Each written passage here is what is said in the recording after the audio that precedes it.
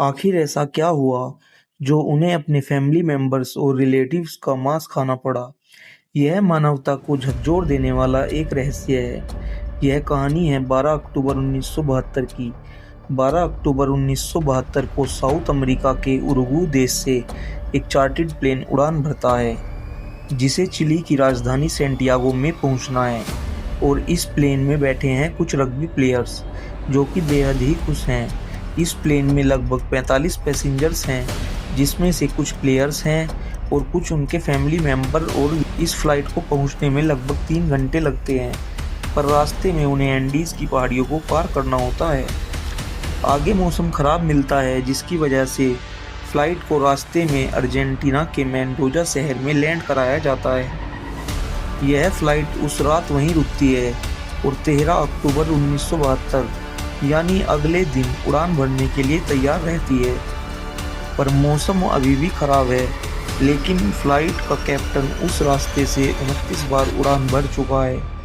वह जानता है कि उसे एंडीज़ की पहाड़ियों को कैसे पार करना है। यह फ्लाइट लगभग 2:18 पर फिर से उड़ान भरती है। यह प्लेन करीब 18,000 फीट के एल्टीट्यूड पर उड़ रहा था। सैंटियागो में लगभग 1 घंटे का सफ़र रह गया था।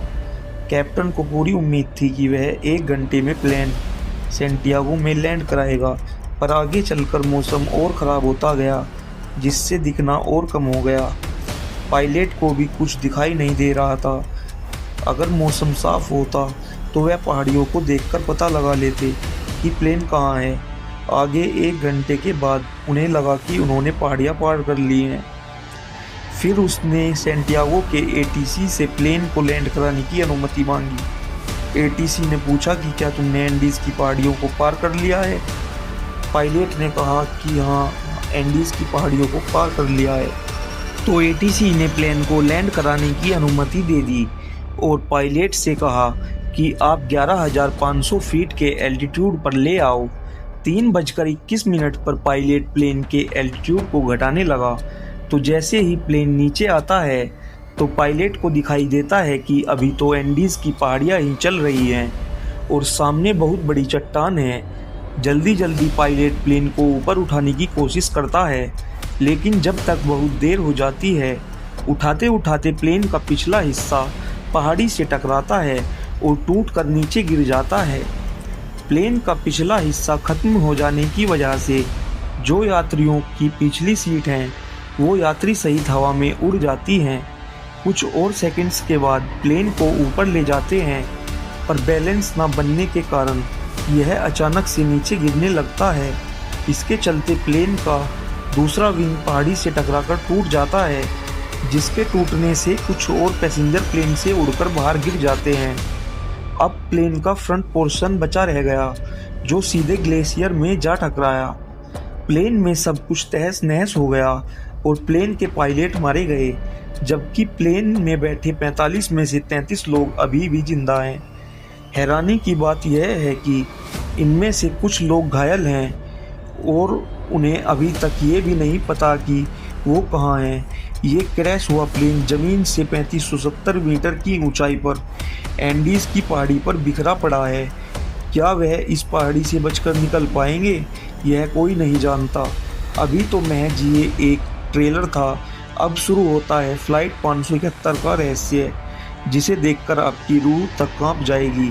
घायल हुए पैसेंजर में से एक पैसेंजर था नांद पराडो, जिसके सिर में काफ़ी चोट लगी थी और वह कोमा में चला गया। परेशानी की बात यह थी कि जल्द ही अंधेरा होने वाला था,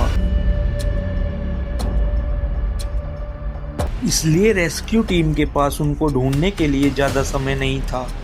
और अगर रेस्क्यू टीम उन्हें ढूंढने में असमर्थ रही तो उनके लिए रात गुजारना नामुमकिन था, क्योंकि यहाँ तापमान रात में -30 डिग्री ही रह जाता है। कुछ समय बाद ही 4 रेस्क्यू जहाज वहाँ के लिए रवाना होते हैं, लेकिन रेस्क्यू टीम के हाथ कुछ नहीं लगता। कुछ देर बाद ही रात हो जाती है। पैसेंजर को उम्मीद यही थी कि वह आज की रात गुजार लेंगे, कल रेस्क्यू टीम उन्हें ढूंढ लेगी। उस रात उन्होंने जहाज में ही शेल्टर बनाया और वह पड़ गए। यह रात उनके लिए भयानक रात थी। रात का टेम्परेचर माइनस में चला गया, जिसके कारण 5 लोग रात नहीं झेल पाते हैं। अब 33 पैसेंजर से घटकर 28 पैसेंजर रह गए। अगले दिन 14 अक्टूबर 1972 को सर्च ऑपरेशन फिर से चालू किया जाता है और 11 जहाज इन्हें ढूंढने के लिए उड़ान भरते हैं। लेकिन परेशानी की बात यह थी कि क्रैश हुआ प्लेन सफेद रंग का होने के कारण यह बर्फीली पहाड़ियों से मिल रहा था, जिसके ऊपर से जहाज तो आ जा रहे थे पर किसी को भी नीचे कुछ दिखाई नहीं दे रहा था। इसलिए सर्वाइवर्स ने बचाव दल को सिग्नल देने के लिए लिपस्टिक से SOS लिखने की कोशिश की, लेकिन लिपस्टिक बचाव दल को सिग्नल देने के लिए काफी नहीं थी। जिसके बाद सर्वाइवर्स ने अपने सूटकेसेस से एक बड़ा X का निशान बना दिया। उस दिन इनके ऊपर से 3 हवाई जहाज निकले, लेकिन किसी ने भी इन्हें नोटिस नहीं किया और यह दिन भी गुजर जाता है। अब अगला दिन 15 अक्टूबर 1972, उस दिन भी कुछ ऐसा ही होता है। कोई ध्यान नहीं देता।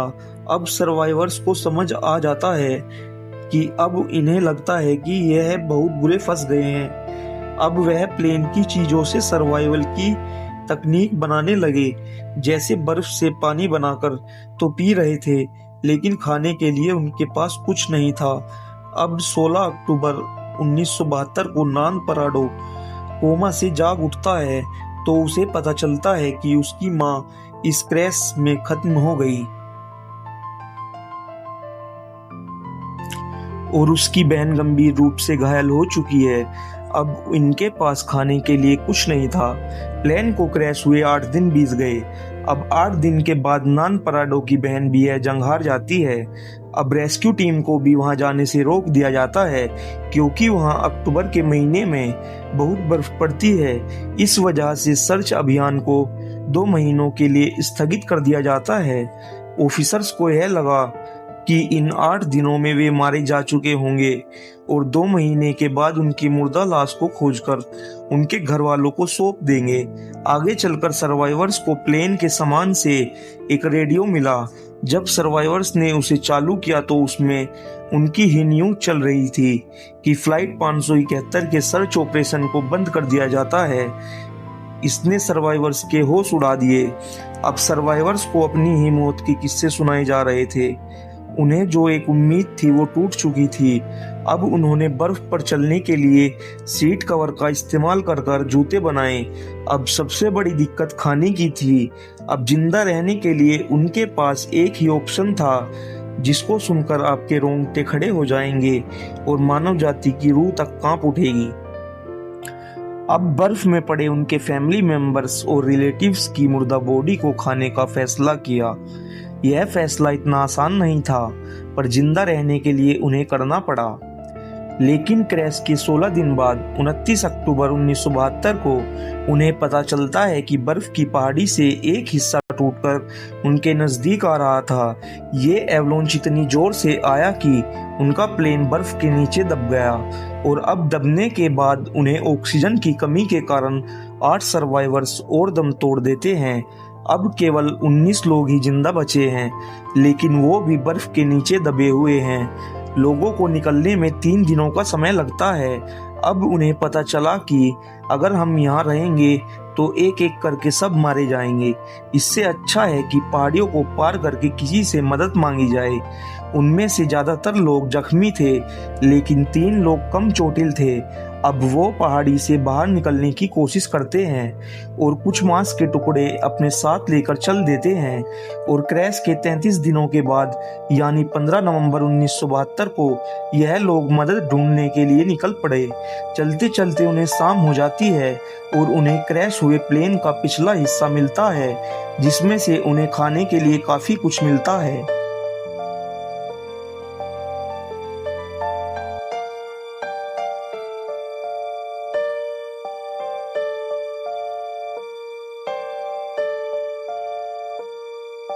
इस प्लेन के पिछले हिस्से से उन्हें एक बैटरी मिली। उन्होंने सोचा कि इस बैटरी को प्लेन के पास ले जाकर कम्युनिकेशन डिवाइस को चालू कर कर मदद मांगी जाए, पर बैटरी का वजन 25 किलो था, जो कि इतनी कमजोर हालत में बैटरी को प्लेन के मेन पोर्शन तक ले जाना संभव नहीं था।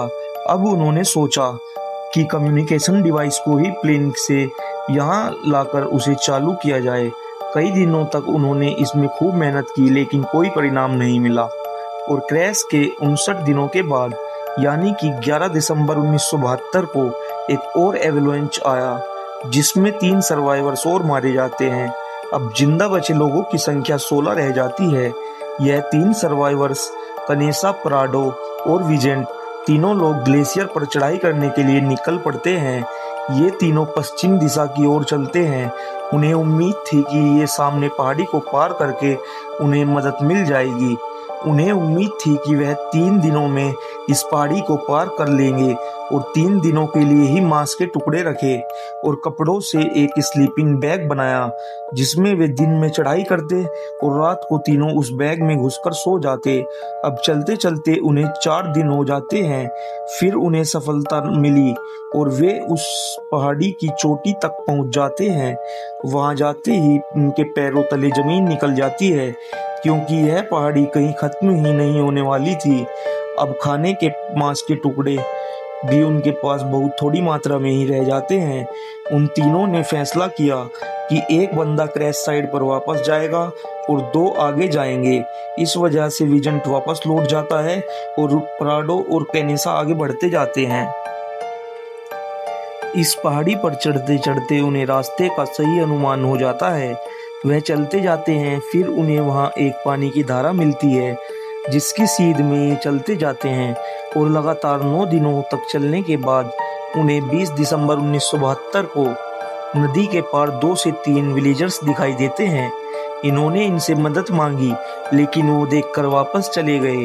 उन्हें उस दिन कोई मदद नहीं मिली, लेकिन अगले दिन ही वो गांव के लोग फिर से वापस आए और एक पेन और पेपर नदी के पार फेंका। पराडो ने जो कुछ भी उनके साथ हुआ सब कुछ लिखकर वापस विलेजर्स को दे दिया। उसने पढ़ने के बाद वह सब कुछ समझ गया, क्योंकि उसे पता था कि कुछ दिन पहले यहाँ पहाड़ियों में प्लेन क्रैश हुआ था। वह गांव का आदमी फौरन शहर गया और आर्मी कमांड को जाकर सब कुछ बता दिया और जल्द ही इन्हें चिली की एयरफोर्स रेस्क्यू करने के लिए पहुंचती है। आर्मी ऑफिसर्स कैनेसा और पराडो को हेलीकॉप्टर में बिठाकर क्रैश साइड पर पहुंचाते हैं और 22 दिसंबर 1972 को यानी क्रैश के 70 दिनों के बाद इन्हें बचाया जाता है और रेस्क्यू के वक्त 16 सर्वाइवर्स को ही बचा पाते हैं।